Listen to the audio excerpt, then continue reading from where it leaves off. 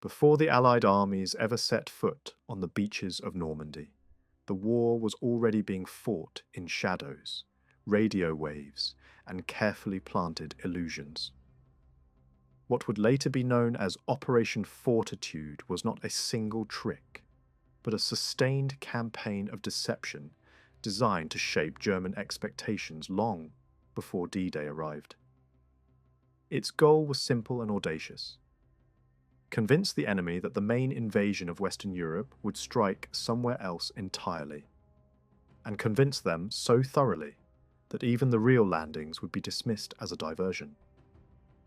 The logic behind the operation was rooted in psychology rather than firepower. German commanders believed that the shortest route across the English Channel, the Pas-de-Calais, was the most likely invasion point. It offered the quickest crossing, the best ports, and direct access into northern France. Fortitude did not challenge this assumption, it reinforced it.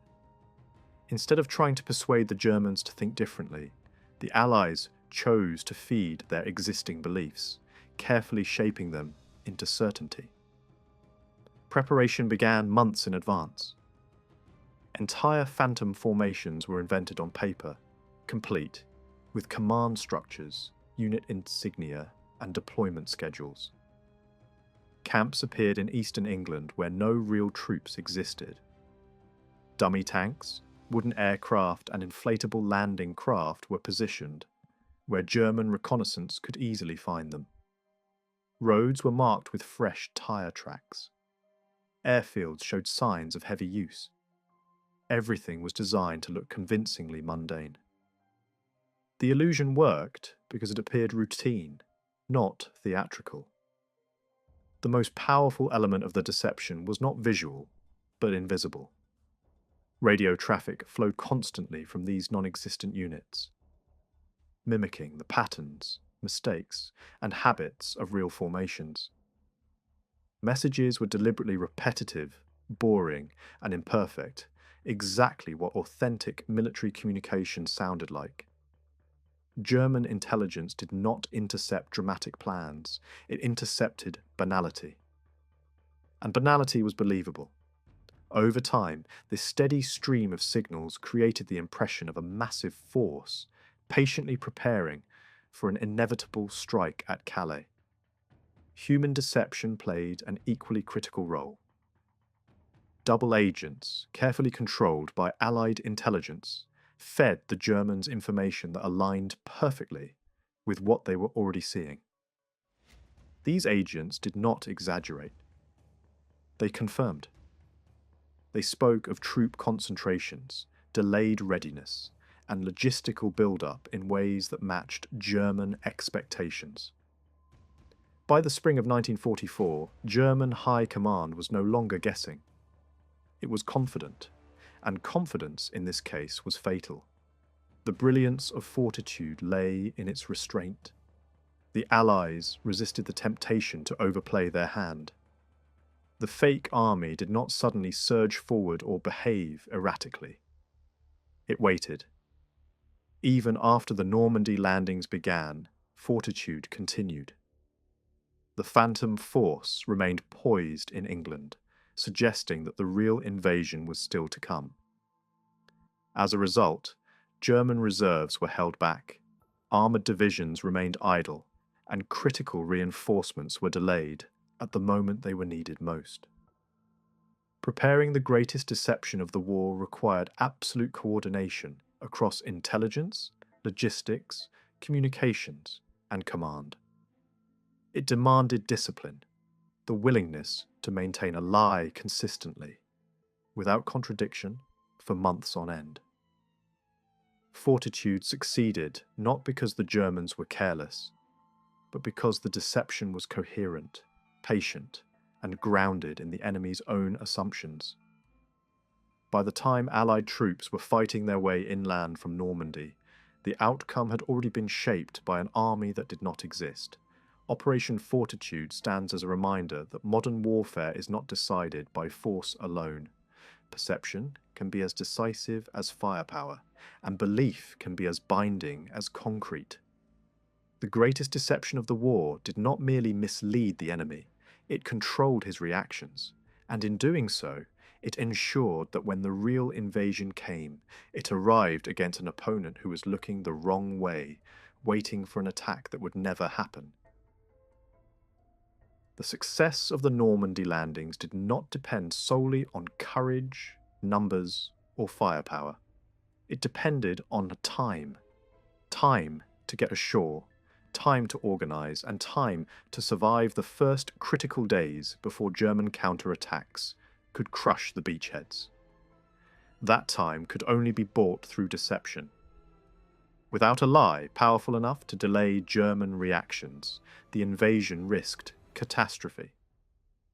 Normandy didn't just need secrecy, it needed a story so convincing that the enemy would cling to it, even while reality unfolded elsewhere. The fundamental problem facing the Allies was geography. Normandy was not the most obvious invasion site. The Pas-de-Calais was closer to England, offered better ports, and had long been identified by German planners as the logical point of attack. Any serious invasion of Normandy would therefore appear counterintuitive, unless it was framed as a diversion. The lie had to make the real landings look secondary, incomplete, and temporary. Only then would German commanders hesitate to commit their strongest forces. This is where Operation Fortitude became essential. The Allies understood that German decision-making was shaped by expectation more than evidence. Rather than trying to hide the invasion entirely, they chose to overwhelm German intelligence with confirmation of what it already believed. The fictional threat to Calais was not invented to mislead, it was designed to reassure. Reassured enemies are slow enemies, and slowness was the one advantage the Allies desperately needed. The lie had to be perfect because German defences were formidable. The Atlantic Wall, though uneven in quality, was backed by experienced commanders and battle-hardened units. If armoured divisions stationed inland had been released immediately toward Normandy, the lightly equipped Allied forces might have been pushed back into the sea. The first days after landing were the most dangerous. The deception was meant to freeze German strength in place during that window, holding it hostage to uncertainty. What made the lie effective was its persistence. Even after Allied troops landed in Normandy, the deception did not stop. The Phantom Army in England remained active. Radio traffic continued. Double agents reported that the Normandy landings were only a preliminary move. German commanders, including those closest to the battlefield, hesitated. They waited for the real invasion that intelligence assured them was coming. That hesitation saved lives by the thousands. The lie also solved a political and psychological problem on the German side. Admitting that Normandy was the main invasion meant admitting that years of planning had failed. Fortitude offered an alternative explanation that preserved confidence and justified inaction. In war, leaders often prefer a comforting falsehood to a disruptive truth. The Allies exploited this perfectly. The lie did not fight German troops, it paralysed German judgment. Normandy needed a perfect lie because the invasion itself was imperfect. Weather was unpredictable, landings were chaotic, and early objectives were missed. The operation survived these flaws because the enemy was not fully committed against it. Deception compensated for weakness. It transformed a risky assault into a sustainable foothold. Without that deception, Normandy might have become another failed landing, remembered not as the beginning of liberation, but as a tragic overreach. In modern warfare, we often imagine deception as something subtle. False radio messages, misleading intelligence, or double agents whispering lies. But during the Second World War, deception also took on a strikingly physical form. Entire armies were invented out of rubber, canvas, and air. As part of Operation Fortitude, the Allies built a fake military reality, so convincing that German intelligence accepted it as fact. Inflatable tanks and dummy hardware became instruments of strategy, not props, shaping decisions at the highest levels of command. The logic behind these inflatable forces was deceptively simple. German aerial reconnaissance was effective but limited. From high altitude, shape mattered more than detail. A tank was identified by its silhouette, not its armour thickness. The Allies exploited this perfectly. Inflatable Sherman tanks, wooden artillery pieces and mock landing craft were deployed in large numbers across eastern and southern England. From the air, they looked real enough. On reconnaissance photographs, they created exactly the kind of evidence German analysts expected to see before an invasion. What made these decoys effective was not realism up close, but consistency at scale. Fake tanks were placed in logical formations, aligned with roads, parked near fuel dumps, and supported by dummy infrastructure.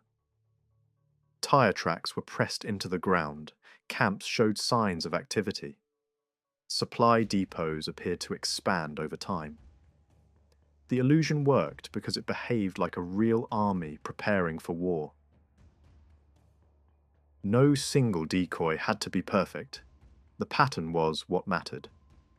These inflatable forces were tied directly to the phantom formation known as the 1st US Army Group, a force that existed only on paper and in German intelligence reports. This army appeared to grow steadily stronger, supported by radio traffic, reported troop movements, and visible equipment. Inflatable tanks were the visual proof that completed the story. German analysts could see the build-up with their own eyes, or so they believed. The hardware confirmed the intelligence, and the intelligence confirmed the hardware. The brilliance of this deception lay in how it exploited enemy assumptions. German commanders already believed that the main Allied invasion would strike the Pas-de-Calais. The fake equipment did not challenge this belief, it reinforced it. The Allies did not invent a new narrative. They strengthened an existing one. Inflatable tanks parked opposite Calais told the Germans exactly what they expected to hear. The invasion was coming there, and it was coming soon. Even after the Normandy landings began, the fake hardware continued to play its role. The dummy army did not disappear. Inflatable tanks remained in place. Camps stayed active. The message was clear. Normandy was only the opening move. The real blow had not yet fallen.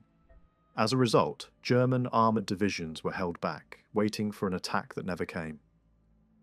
Rubber and air held real steel in reserve at the decisive moment. Inflatable tanks may seem almost absurd today, but their impact was profound. They demonstrate a central truth about warfare. Perception shapes reality. An army does not need to exist to influence decisions. It only needs to be believed.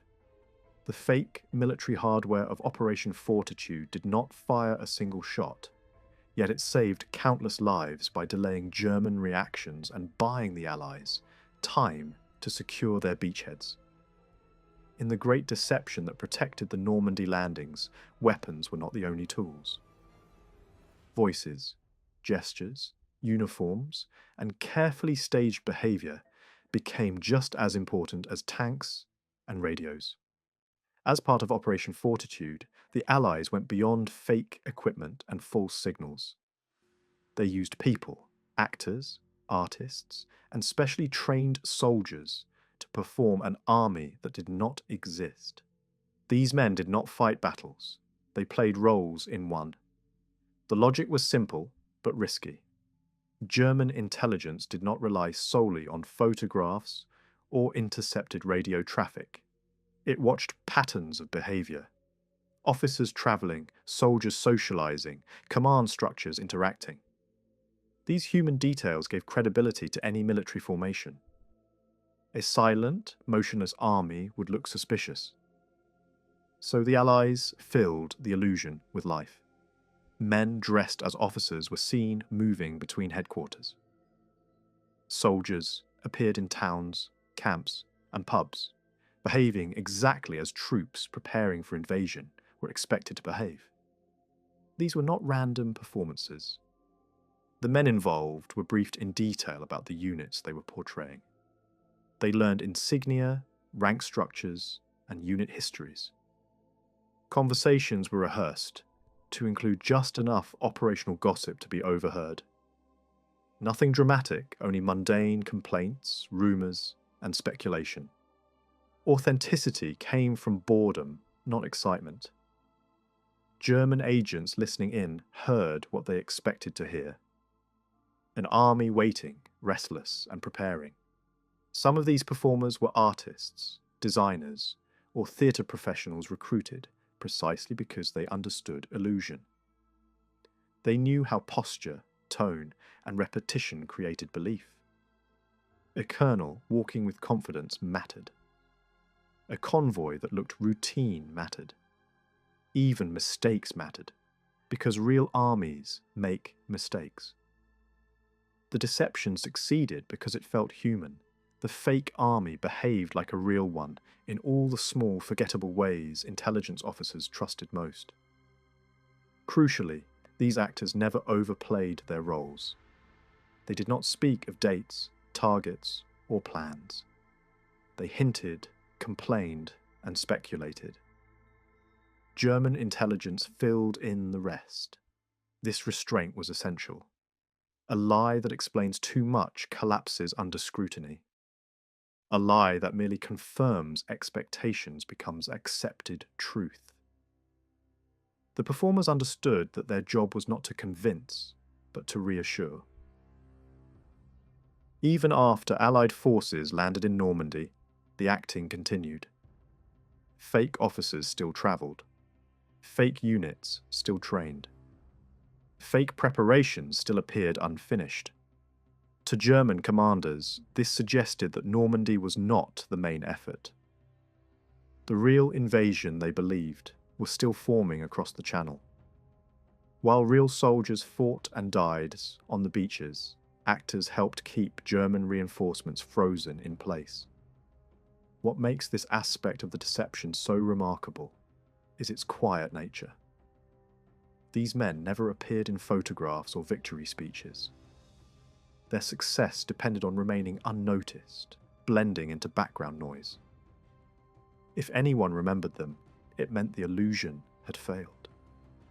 Their reward was invisibility, and invisibility in this case changed the course of the war. Actors playing soldiers and officers remind us that warfare is not only about destruction, but persuasion. Armies fight not just enemy troops, but enemy expectations. In 1944, a group of men armed with uniforms, discipline, and restraint helped convince an entire command structure to prepare for a battle that would never happen. They proved that sometimes the most effective soldier is the one who never fires a shot, only plays his part convincingly enough to shape reality itself. In the grand deception that shielded the Normandy landings, illusion was not static. A fake army could not simply exist, it had to move. Camps had to appear busy, vehicles had to travel believable routes, and daily rhythms had to suggest preparation rather than readiness. As part of Operation Fortitude, the Allies understood that movement was the final proof of authenticity.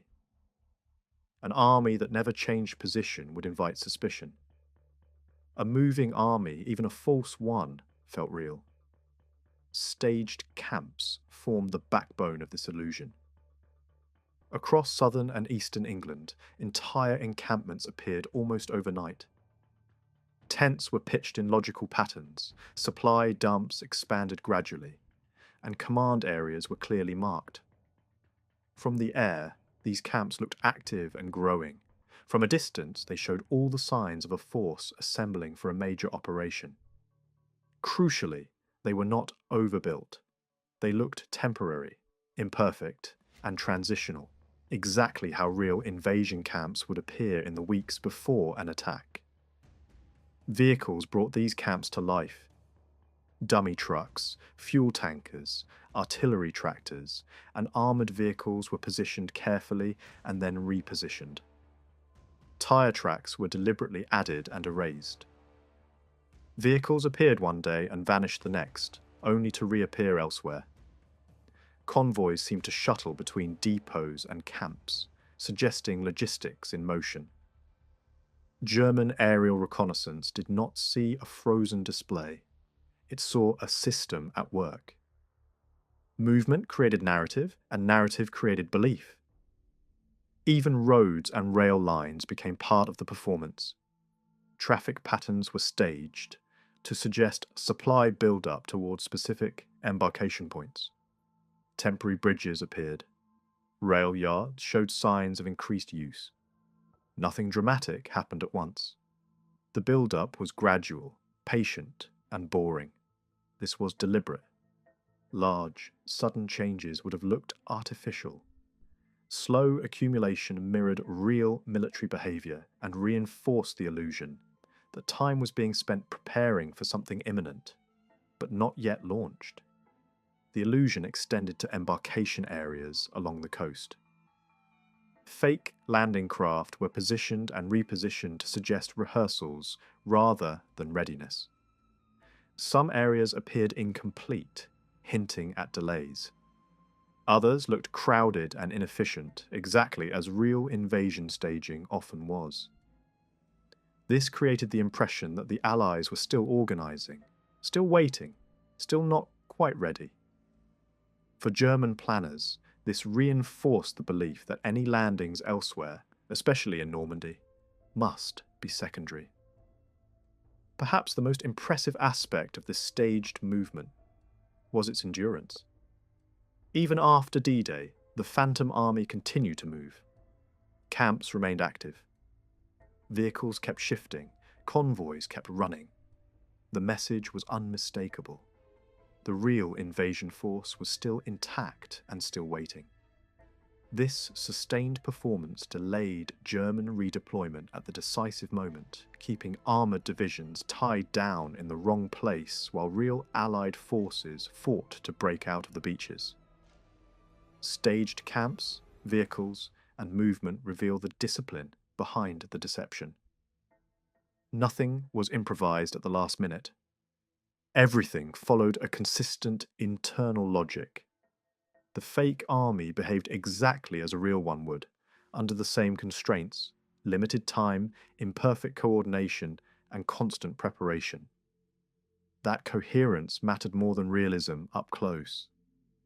German intelligence did not need certainty, it needed plausibility, and Fortitude delivered it relentlessly.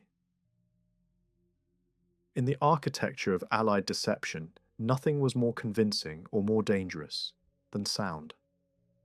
Radios carried the fingerprints of real armies: habits, errors, boredom, and rhythm. As part of Operation Fortitude, the Allies built an invisible force that existed almost entirely in the electromagnetic spectrum.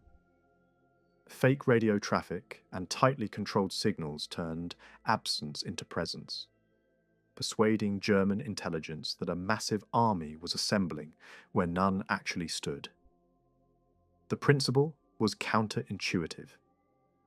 Authentic radio networks are not dramatic. They are repetitive, dull, and imperfect. Operators make small mistakes. Messages repeat. Units report mundane logistics. The Allies replicated this banality with obsessive care. Skilled signallers recreated the quirks of specific units, call signs, timing, phrasing, so convincingly that German listeners could map a full order of battle from the airwaves alone. What they heard felt routine. Routine felt real. This deception required discipline at every level. Real Allied units were ordered into radio silence to avoid contaminating the illusion. Meanwhile, the phantom formations transmitted steadily, day after day, mirroring the tempo of a force preparing, yet not ready, to invade. The traffic suggested planning meetings, supply requests, training updates and delays. Crucially, it never announced intentions. It hinted. German analysts filled in and the rest, aligning what they heard with what they already believed about an invasion aimed at the Pas-de-Calais. Controlled signals did more than simulate size. They simulated command. Messages flowed between headquarters and subordinate units, creating a believable hierarchy. Traffic spiked at expected times and dipped during others. Even operator fatigue was modelled. This coherence mattered. Intelligence services don't need perfect truth. They need consistency. Fortitude's radio deception provided a consistent, living pattern that matched doctrine and expectation. Human deception reinforced the signals. Double agents confirmed what the radios implied, never revealing anything that contradicted the traffic. Visual decoys, dummy camps, and inflatable equipment gave aerial reconnaissance something to pair with the intercepted messages. Each layer validated the others. If one strand had failed, the web might have collapsed. Instead, the strands tightened around German judgment. Perhaps the most decisive moment came after the Normandy landings began. The fake radio traffic did not stop.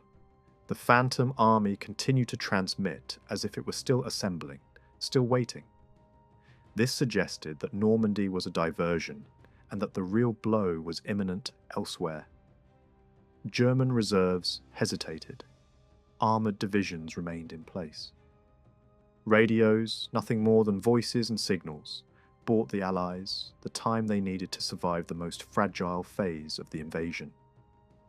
Fake radio traffic and controlled signals demonstrate a central truth of modern warfare. Belief is engineered through pattern. By mastering the sound of an army at work, the Allies shaped enemy decisions without firing a shot. Fortitude's greatest weapon was not silence, but credible noise, carefully curated, relentlessly consistent, and perfectly timed.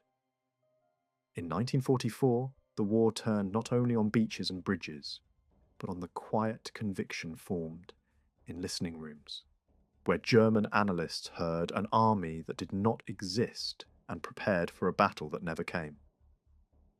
German intelligence analysis was built on synthesis, rather than single data points.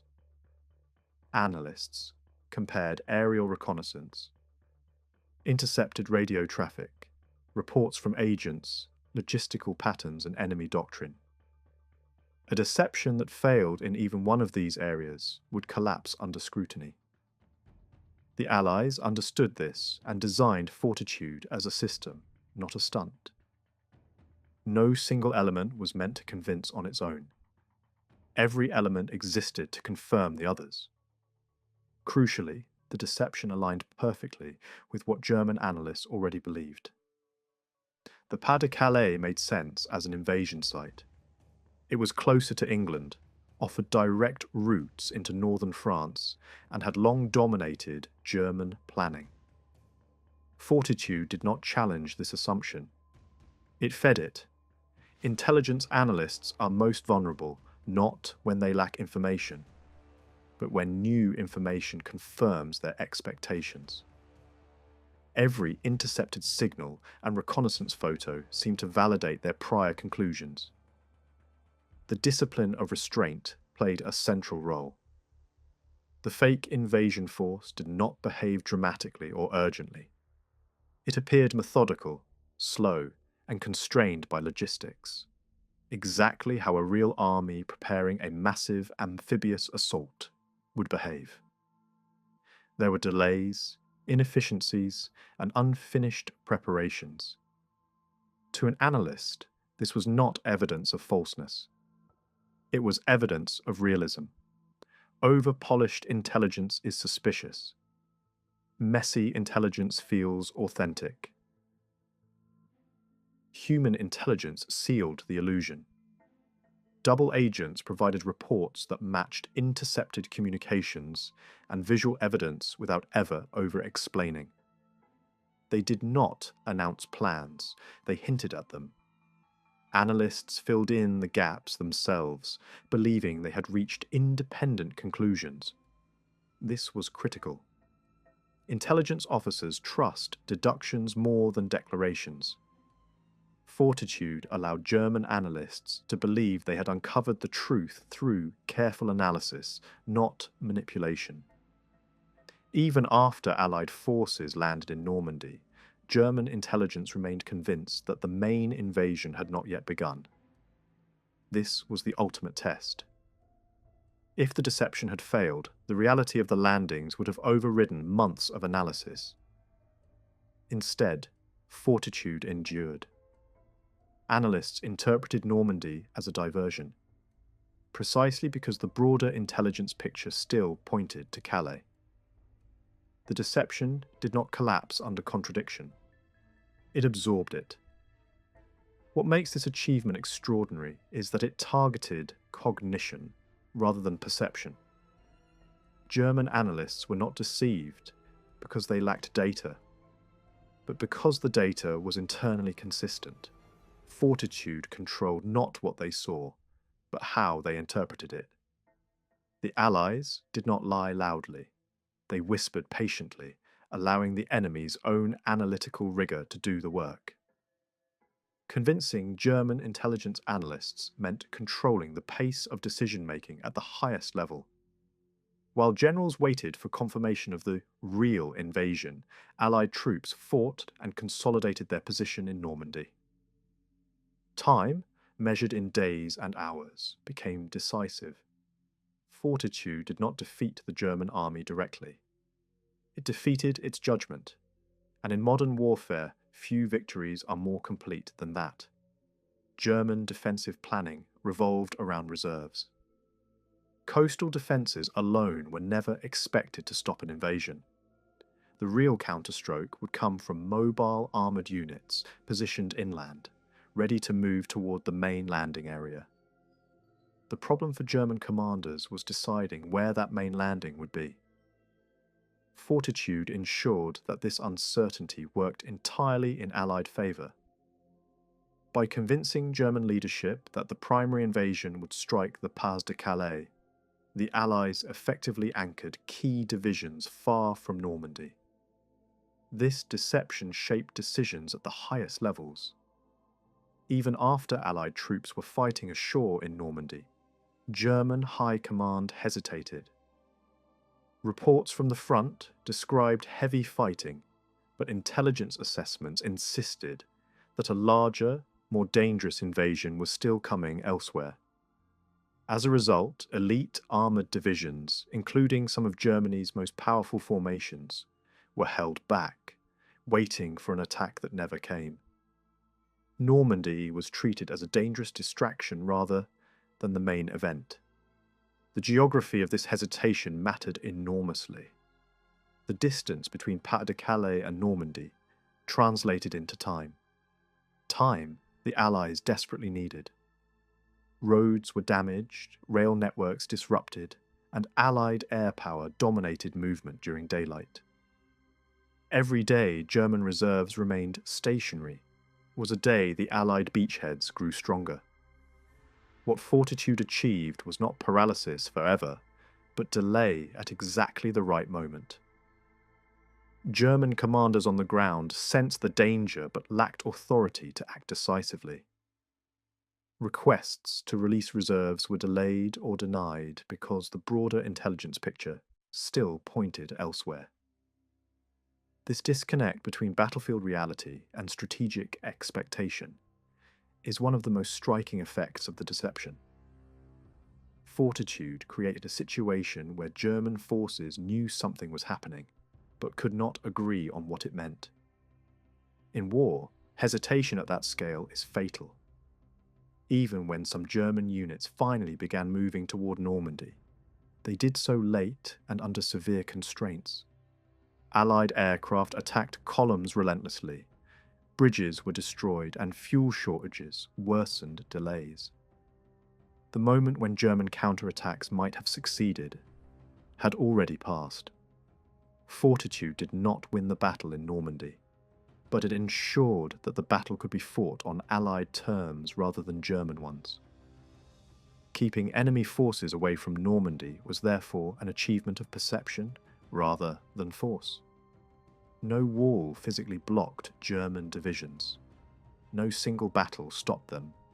They were held in place by belief, by the conviction that the decisive blow had not yet fallen.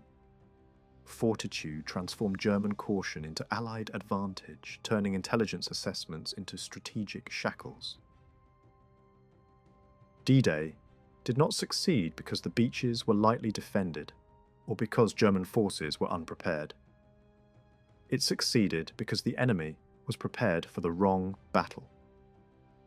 On June 6, 1944, Allied troops landed in Normandy under fire, facing strongpoints, mines, and determined resistance.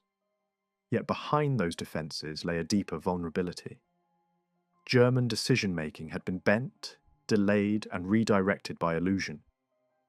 The invasion unfolded not in secrecy, but under the protective cover of a lie that had already done its work. The central achievement of Operation Fortitude was not that it hid the invasion, but that it redefined its meaning. When reports of landings in Normandy reached German headquarters, they were filtered through months of carefully curated intelligence. Analysts and commanders interpreted the attack as a diversion, serious, costly, but secondary. The real invasion, they believed, was still coming at the Pas-de-Calais. That belief transformed urgency into caution at the exact moment when speed was essential. This hesitation was decisive. German armoured divisions, the only forces capable of throwing the Allies back into the sea, remained tied down. Orders to move were delayed, questioned, or revoked. Some commanders waited for confirmation that never came. Others feared committing their reserves too early and exposing the real invasion site. Fortitude did not paralyse the German army completely, but it fractured its response, buying the Allies irreplaceable time. On the ground in Normandy, that time meant survival. Beachheads were fragile, supply lines exposed, and coordination imperfect. Units landed off course, objectives were missed, and casualties mounted. Under normal circumstances, these weaknesses might have been fatal. But the delayed German response allowed Allied forces to regroup, reinforce, and expand inland. Each hour without a concentrated counterattack strengthened their position. Illusion filled the gap where force was still insufficient. Even as the scale of the Normandy landings became undeniable, the deception held. The phantom armies in England remained active. Radio traffic continued. Double agents reported that the main blow had not yet fallen. German high command clung to the narrative that had guided months of planning. The cost of admitting error was too high. By the time the truth could no longer be denied, the opportunity to reverse it had passed. What makes this moment extraordinary is how completely illusion shaped reality. Fortitude did not merely delay reinforcements, it structured German interpretation of events. Normandy was not ignored, it was misunderstood. The deception ensured that every German response was late, fragmented, or misdirected. The Allies did not need the enemy to believe forever. They only needed him to hesitate long enough. D-Day succeeded under the cover of illusion because modern war is fought as much in the mind as on the battlefield. Guns and soldiers won ground, but belief decided tempo. Operation Fortitude turned expectation into restraint and certainty into error. It ensured that when Allied forces faced the hardest test of the war, they did so against an enemy whose strength was real, but whose judgment had been quietly disarmed. Before Fortitude, military deception was often viewed as temporary misdirection, feints, false attacks, or last-minute tricks meant to confuse an opponent briefly. Fortitude changed this by proving that deception could be systemic and sustained. The operation lasted months, involved thousands of personnel, and integrated intelligence, logistics, communications, psychology, and command discipline into a single coherent narrative. This was not improvisation. It was long-term cognitive warfare aimed at shaping enemy decisions before the first shot was fired. One of Fortitude's most lasting impacts was its influence on intelligence doctrine. German intelligence did not fail because it lacked data. It failed because the data it received was internally consistent and aligned with its expectations. Fortitude taught future planners a critical lesson. Intelligence analysis is vulnerable not to lies alone, but to plausible coherence. Modern military and intelligence organizations would later adopt this insight, focusing on how adversaries interpret information rather than simply what information they possess. The operation also redefined the role of signals and information environments in war. Radio traffic, visual decoys, and controlled human intelligence were fused into a single operational picture. This fusion anticipated what is now called information warfare. Today's concepts of electronic warfare, cyber deception, and strategic messaging all trace intellectual lineage back to Fortitude's realization that battles can be shaped in invisible domains long before forces meet physically. Another enduring lesson was the power of restraint. Fortitude succeeded because it avoided spectacle. The fake army did not rush, threaten, or exaggerate. It behaved like a real force constrained by logistics, weather, and bureaucracy. This patience proved more convincing than any dramatic falsehood. Modern deception planning still follows this principle. The most believable lie is one that feels ordinary, incomplete, and unremarkable. Fortitude also altered command thinking at the highest levels. It showed that deception must be protected by discipline across an entire force. Real units accepted radio silence. Commanders adhered strictly to the narrative. No single mistake could be allowed to unravel the illusion. This requirement for unity of behavior across massive organizations became a model for future coalition warfare, where operational secrecy and narrative consistency are critical. Perhaps most importantly, Fortitude changed how victory itself is understood. The operation did not defeat German forces directly. It defeated German decision-making. Armoured divisions remained unused. Reserves waited in the wrong place. Opportunities vanished while commanders hesitated. Fortitude proved that war could be won not only by forcing the enemy to act, but by preventing him from acting at all. In the decades since 1944, militaries around the world have studied Operation Fortitude as a foundational case in strategic deception.